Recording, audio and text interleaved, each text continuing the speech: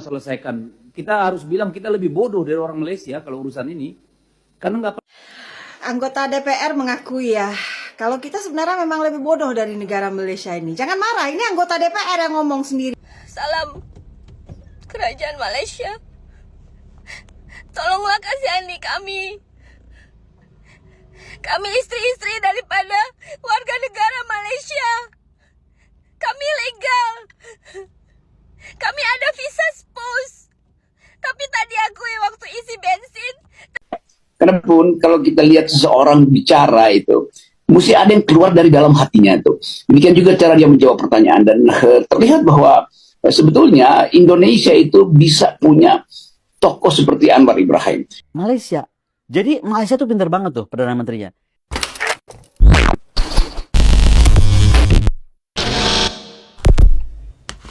Hai, halo geng. Assalamualaikum warahmatullahi wabarakatuh. Berjumpa kembali dengan saya Zainal Story. Sebelum video ini saya mulai, gimana kabarnya kalian semua? Semoga semua yang menonton video ini baik-baik saja, dimurahkan rezekinya, selalu berpikiran yang positif dan dijauhkan dari mara bahaya oleh Tuhan yang Maha Esa. Rame yang mulai memperbandingkan gaya pemimpin di Asia Tenggara. Datuk Sri Anwar Ibrahim sering muncul, bukan tanpa alasan.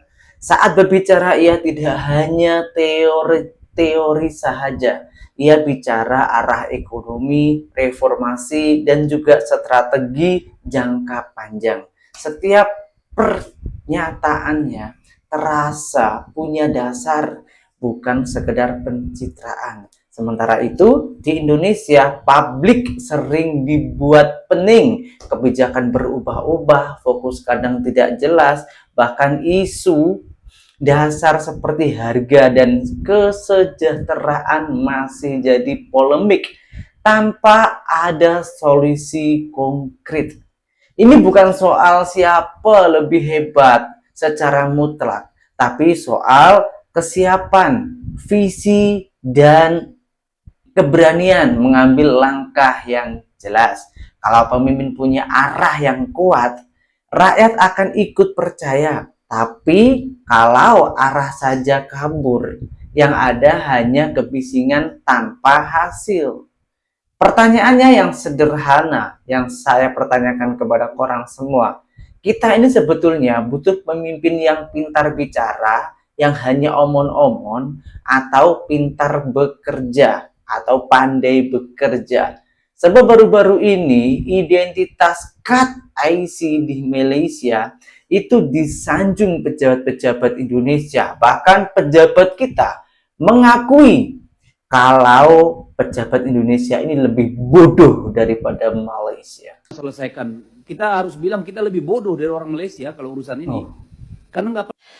Anggota DPR mengakui ya, kalau kita sebenarnya memang lebih bodoh dari negara Malaysia ini. Jangan marah, ini anggota DPR yang ngomong sendiri ya.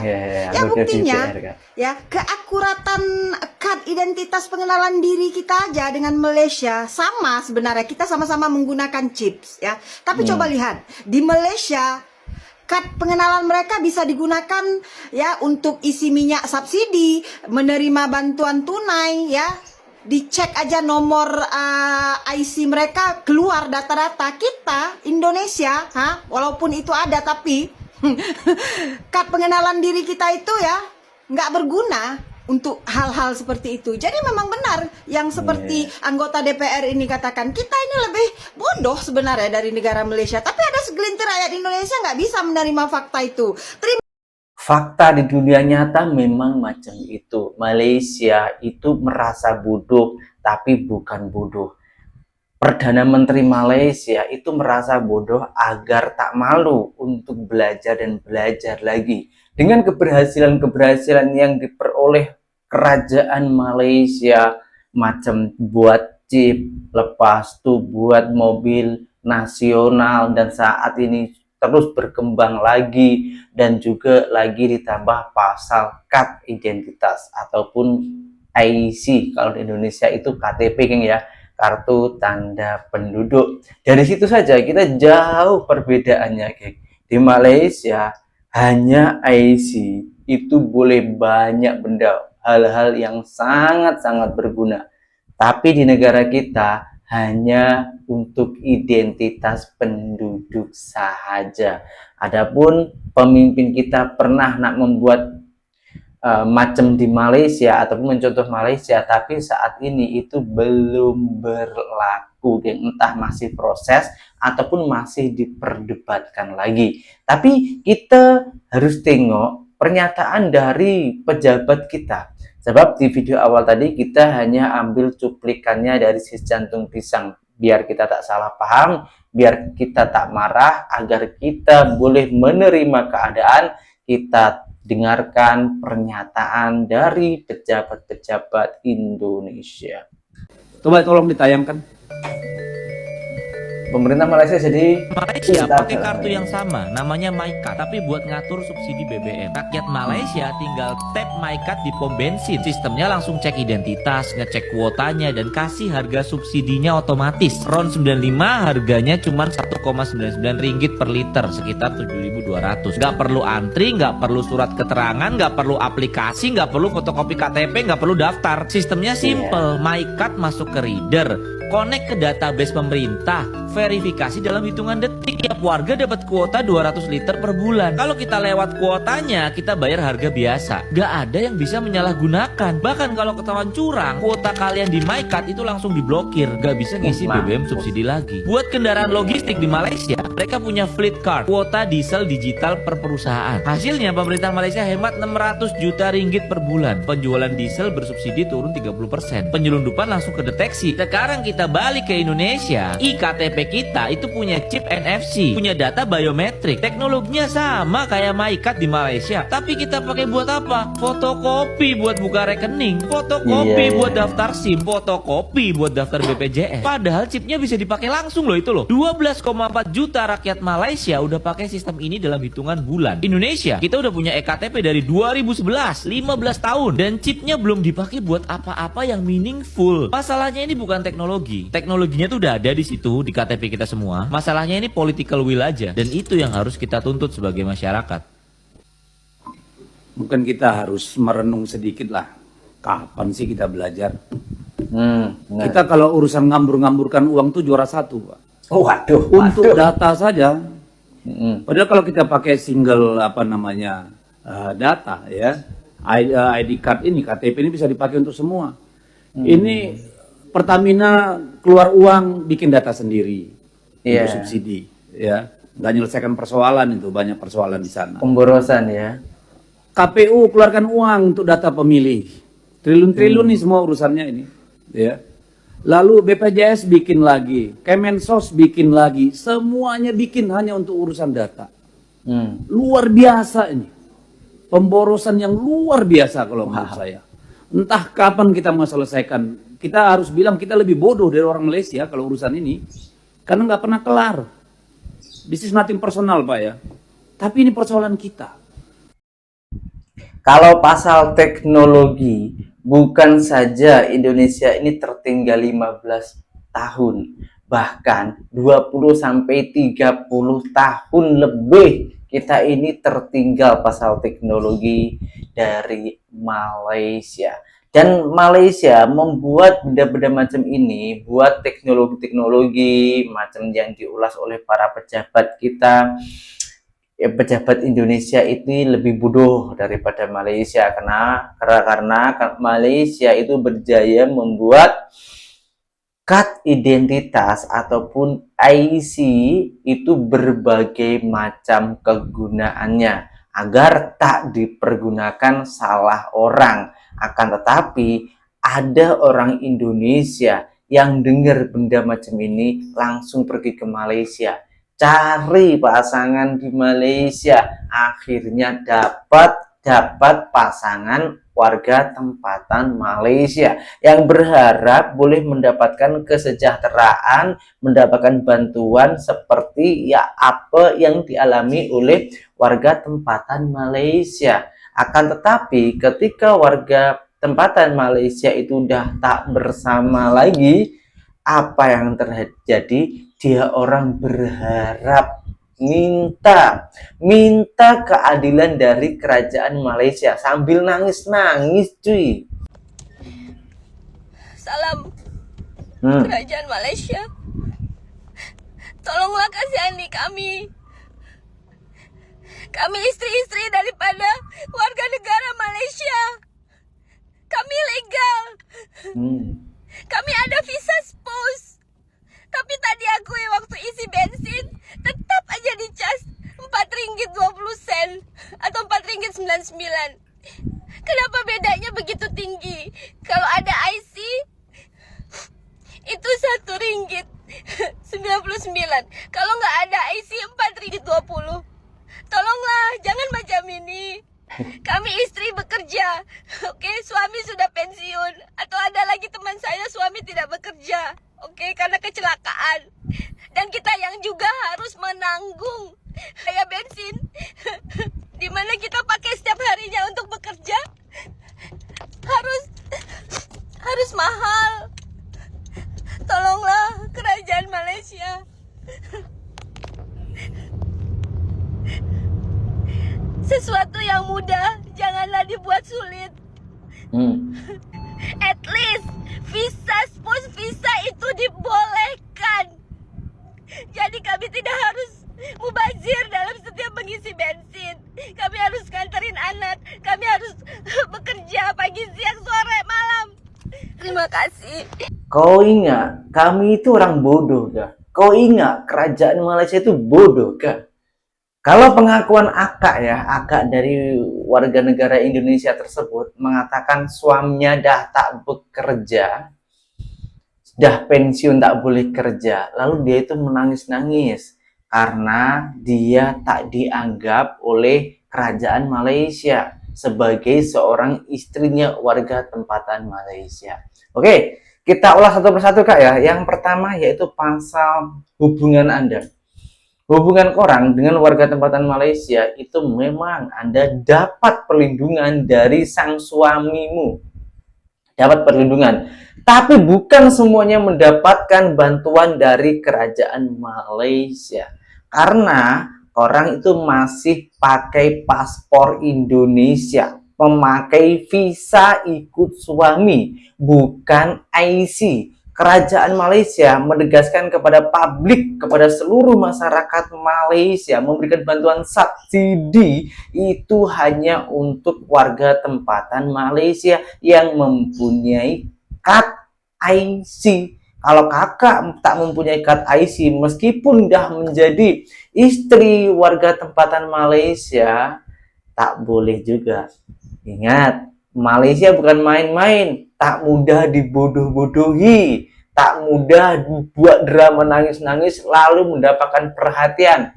Tak, Malaysia bukan Konoha Kak. Nah, kalau kakak sampai menangis-nangis macam itu, kenapa tak minta bantuan kepada sang suaminya untuk membelikan minyak ataupun petrol agar mendapatkan subsidi? Itu kan mudah daripada membuat konten berkuar-kuar seolah-olah saya tak dapat keadilan dari kerajaan Malaysia. Aduh, bodoh kok dipelihara. Karena pun kalau kita lihat seseorang bicara itu, mesti ada yang keluar dari dalam hatinya itu. Demikian juga cara dia menjawab pertanyaan, dan terlihat bahwa sebetulnya Indonesia itu bisa punya tokoh seperti Anwar Ibrahim. Dan begitu Anwar Ibrahim bicara, seluruh Indonesia itu merasa, oh ini presiden Indonesia apa? Jadi sebetulnya ini kita bertetangga tapi jauh peradaban politiknya tuh. Itu intinya tuh, bahwa Anwar Ibrahim masih akan diuji soal cara dia menghasilkan kembali demokrasi di Malaysia. Ada isu-isu tadi itu soal OKI, soal terorisme, soal kepastian tentang pemberantasan korupsi. Tapi Anwar Ibrahim punya kemampuan untuk mengucapkan pikirannya berbasis pada buku, berbasis pada sejarah. Dia kutip banyak buku dan banyak tokoh tuh, dari Ortega Gasset yang kita tahu sebagai pemikir tentang perubahan sejarah, perubahan generasi itu. Dia kutip bahkan Mokhtar Lubis dengan fasih dia ucapkan. Sultan Syahrir dianggap sebagai bagian dari pikiran sosialis Indonesia. Muhammad Hatta bahkan dipujikan karena mampu untuk menunjukkan arah Indonesia yang berkeadilan lewat konsep koperasi. Saya nggak bisa bayangkan bahwa Pak Jokowi bisa dengan fasih mengucapkan tokoh-tokoh ini. Padahal Pak Jokowi adalah presiden Indonesia. Kita belum pernah dengar Pak Jokowi itu di luar kepala mengucapkan pikiran pendiri-pendiri bangsa tuh. Jadi kita sebetulnya dapat sindiran keras dari Anwar Ibrahim, wahai kalian, saya paham Indonesia itu. Apakah Indonesia paham dirinya sendiri? Kira-kira Ini fakta yang diucapkan oleh Bapak Rocky Gerung yang selalu mengkritik politik-politik di negara Indonesia. Beliau menyatakan bahwasanya sebenarnya kita ini boleh mendapatkan kepemimpinan seperti Datuk Sri Anwar Ibrahim, bukan meminta Datuk Sri Anwar Ibrahim untuk memimpin Indonesia, tapi sebenarnya Indonesia ini boleh mempunyai presiden ataupun pemimpin yang menyerupai cara-cara Anwar Ibrahim. Sebab Datuk Sri Anwar Ibrahim ataupun Perdana Menteri Malaysia itu terus belajar, terus membaca buku, terus berjuang, bukan hanya diam, bukan hanya menyombongkan pejabat-pejabatnya, bukan hanya memakai jabatan untuk memperkaya diri ataupun untuk membesarkan kepala dia orang. Di sini dari sejak Indonesia dipimpin oleh Bapak Joko Widodo sampai saat ini, apa yang terjadi, geng? Bukan kita ini lebih baik, tapi selalu kecoh pasal masyarakat dan pemerintah.